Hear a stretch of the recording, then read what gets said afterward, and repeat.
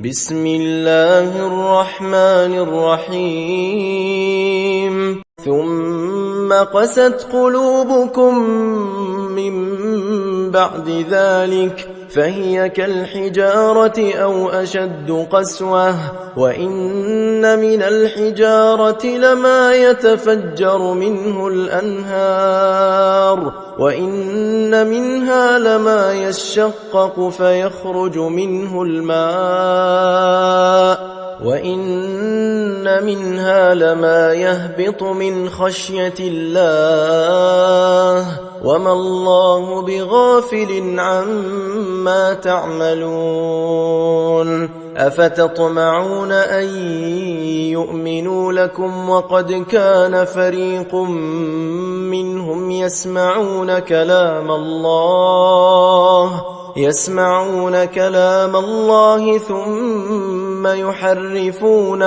ثم يحرفونه من بعد ما عقلوه وهم يعلمون وإذا لقوا الذين آمنوا قالوا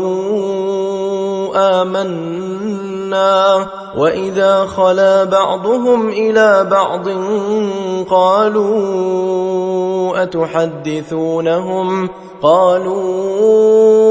أتحدثونهم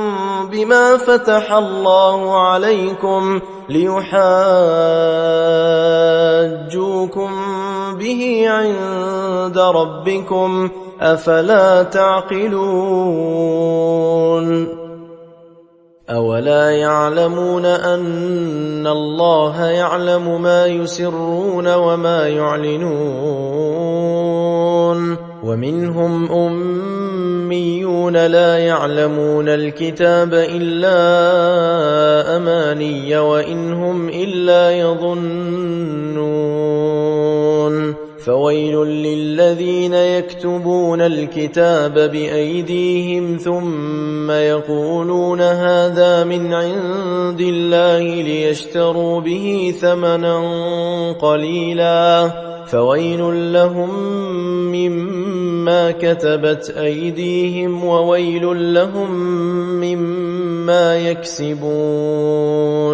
وقالوا لن تمسنا النار إلا أياما معدودة قل أتخذتم عند الله عهدا فلن يخلف الله عهده أم تقولون على الله ما لا تعلمون بلى من كسب سيئة وأحاطت به خطيئته فأولئك أصحاب النار هم فيها خالدون والذين آمنوا وعملوا الصالحات أولئك أصحاب الجنة هم فيها خالدون وإذ أخذنا ميثاق بني إسرائيل لا تعبدون إلا الله وبالوالدين إحسانا وذي القربى واليتامى والمساكين وقولوا للناس حسنا وأقيموا الصلاة وآتوا الزكاة ثم توليتم إلا قليلا منكم وأنتم معرضون وإذ أخذنا ميثاقكم لا تسفكون دماءكم ولا تخرجون أنفسكم من دياركم ثم أقررتم وأنتم تشهدون ثم أنتم هؤلاء تقتلون أنفسكم وتخرجون فريقا منكم من ديارهم تظاهرون عليهم بالإثم والعدوان